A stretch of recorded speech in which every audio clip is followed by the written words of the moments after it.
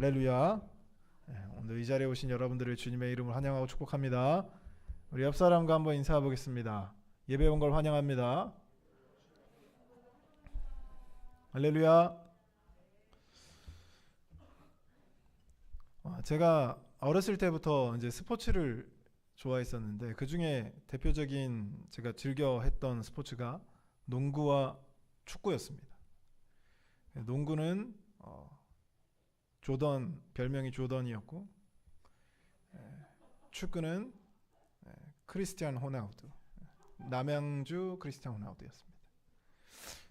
안 미시는 것 같으면 치킨 내기를 거시면 되겠습니다.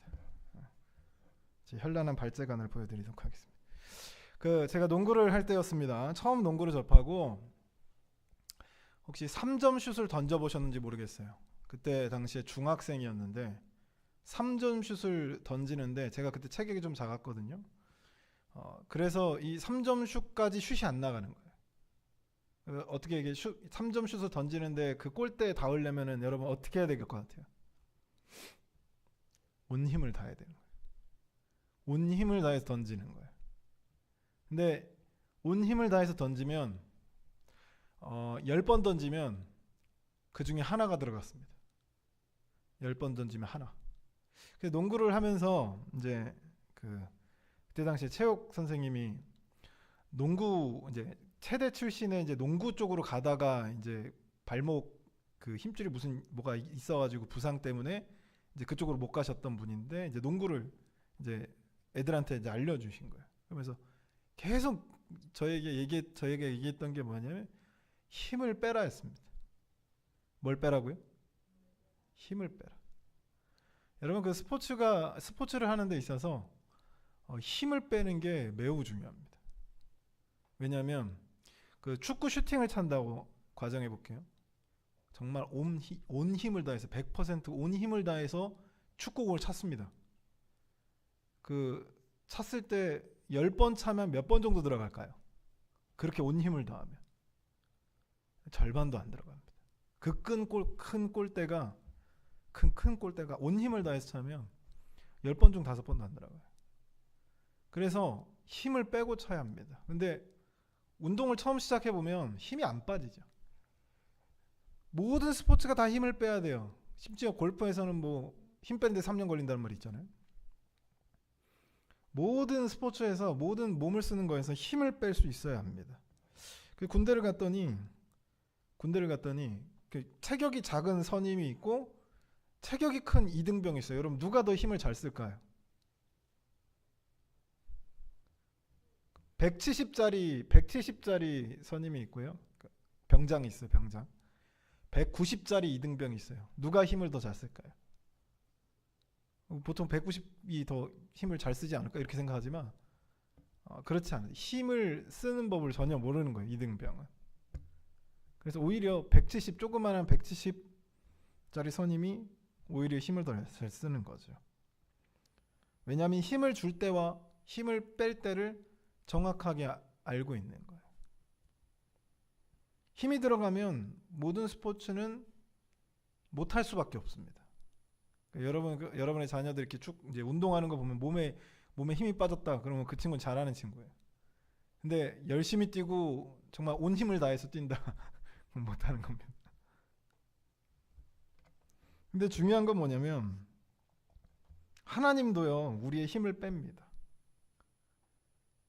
여러분 축구도 스포츠도 마찬가지지만 신앙도 마찬가지로 우리의 힘이 빠져야 돼요. 힘이 빠지지 않고 우리 힘이 들어가면 신앙생활을 제대로 할 수가 없습니다. 훌륭하게 할 수가 없어요. 더 나은 신앙생활을 할 수가 없습니다.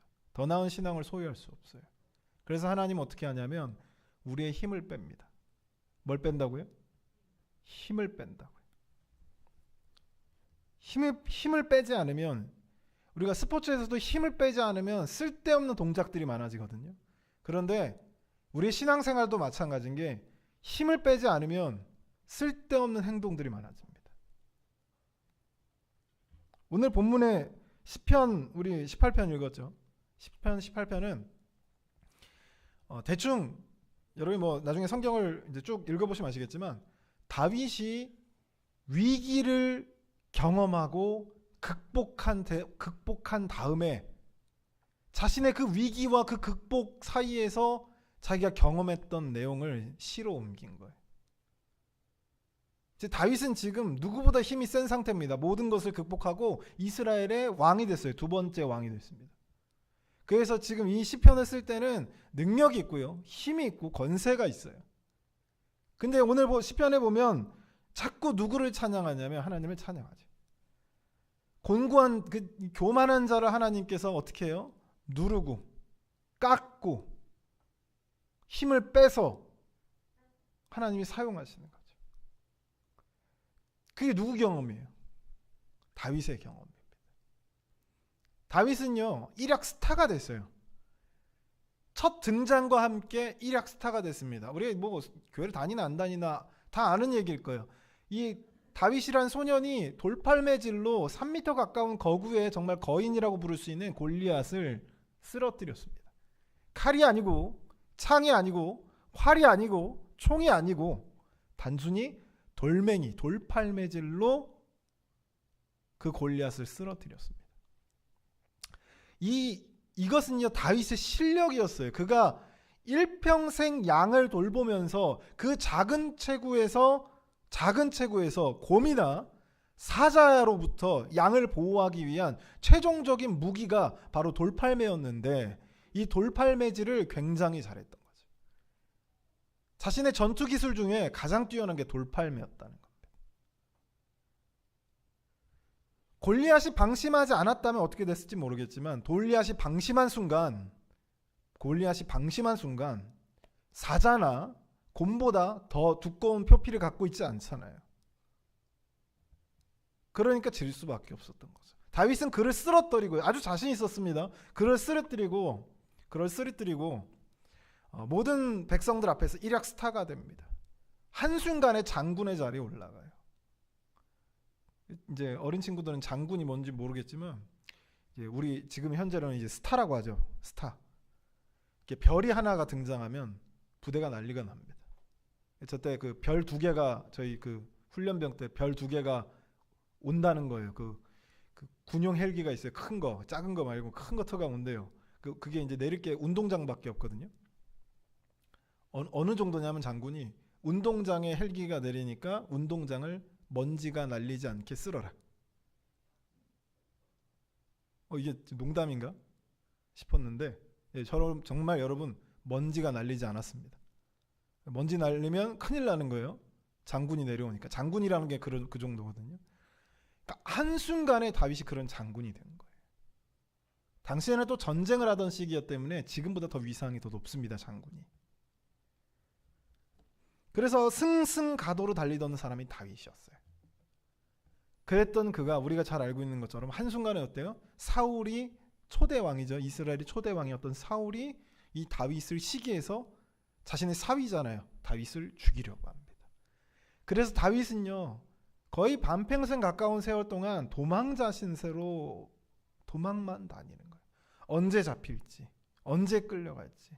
방금 나랑 대화했던 이 사람이 사울에게 어떻게 빠르게 고발을 할지, 누가 나를 배신할지, 그런 정말 한 발짝 한 발짝 뛰는 것조차 아주 힘든 그런 삶을 살았던 것이 다윗의 삶이었습니다.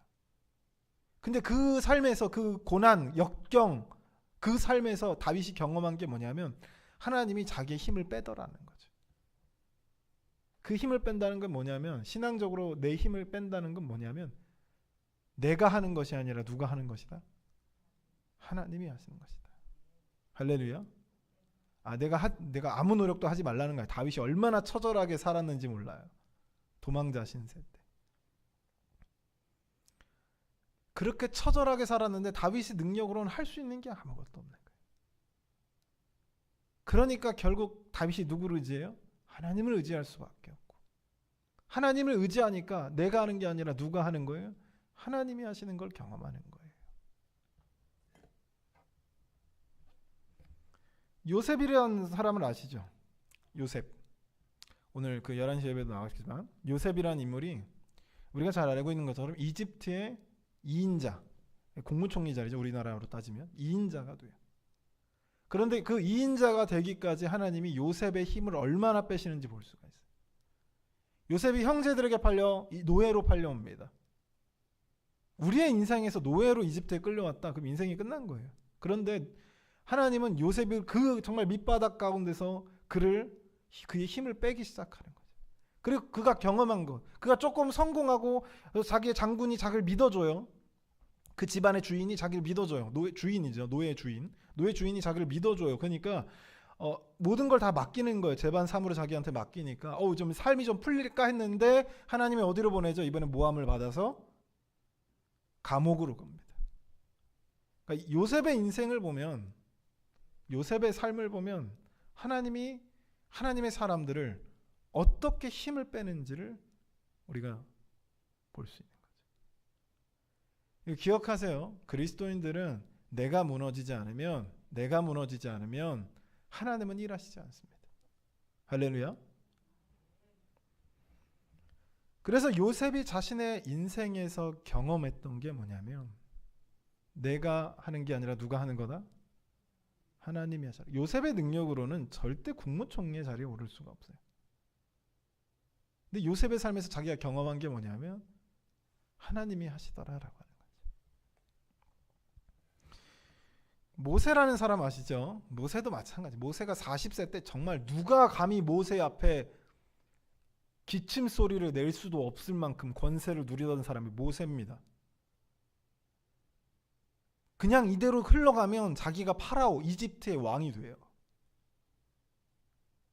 그런데 그때 하나님이 모세를 부르지 않고요, 모세가 철저하게 실패해서 쫓겨난 그 광야 40년,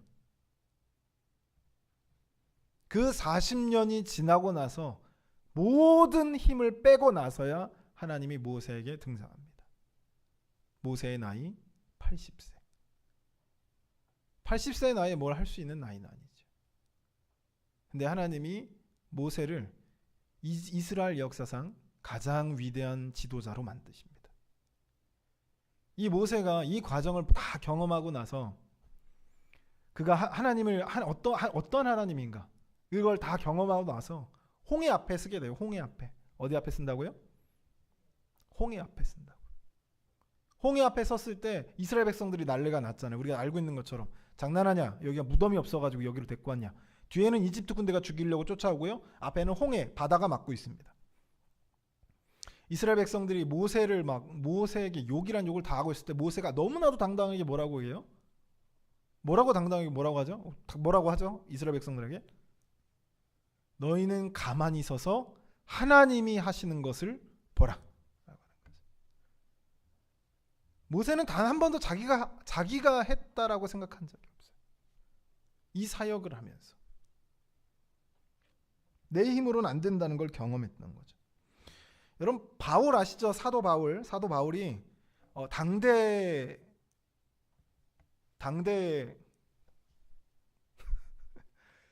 우리 마스크 좀 내려줄래요? 네. 그 병준이 혹시 자니? 팔 내려주시고. 사도 바울은요, 당대에 정말 부러울 것이 없을 정도의 재산과 학식과 지위를 갖고 있는 사람이었습니다. 남부러울 것이 없는 사람이에요. 그래서 바로 바울은요, 힘이 많이 들어간 사람이죠. 그런데 하나님이 바울을 부를 때 그냥 불러도 되잖아요.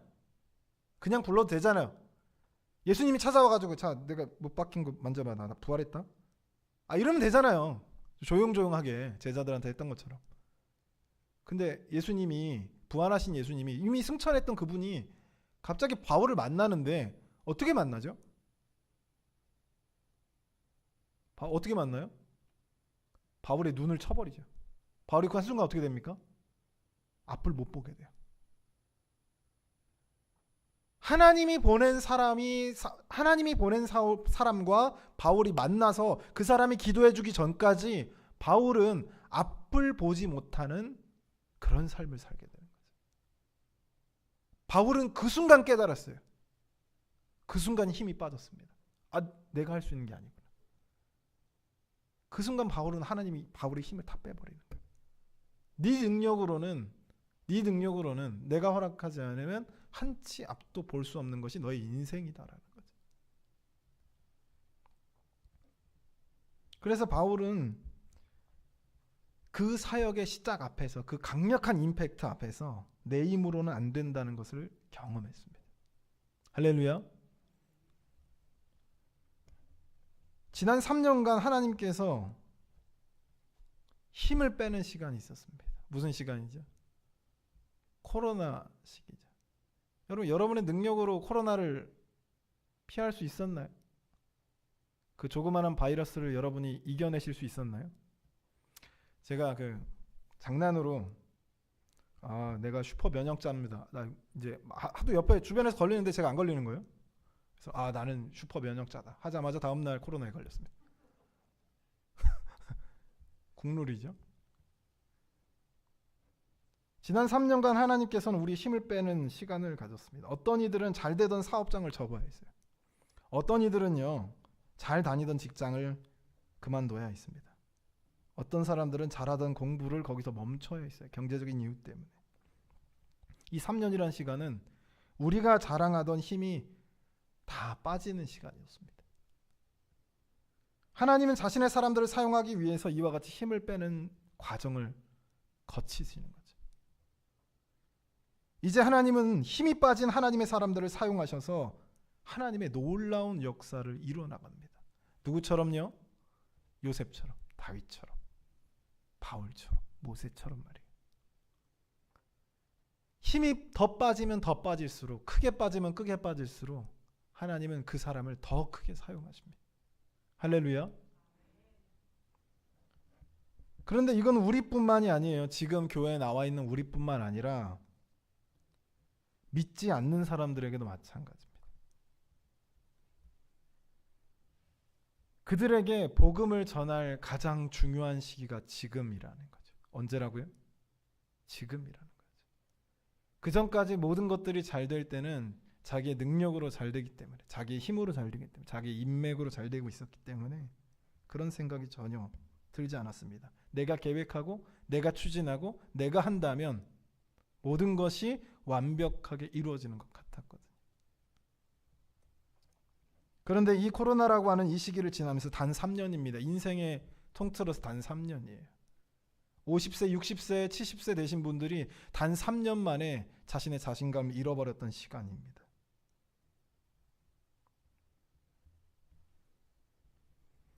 내 삶이 내 마음대로 안 되는구나.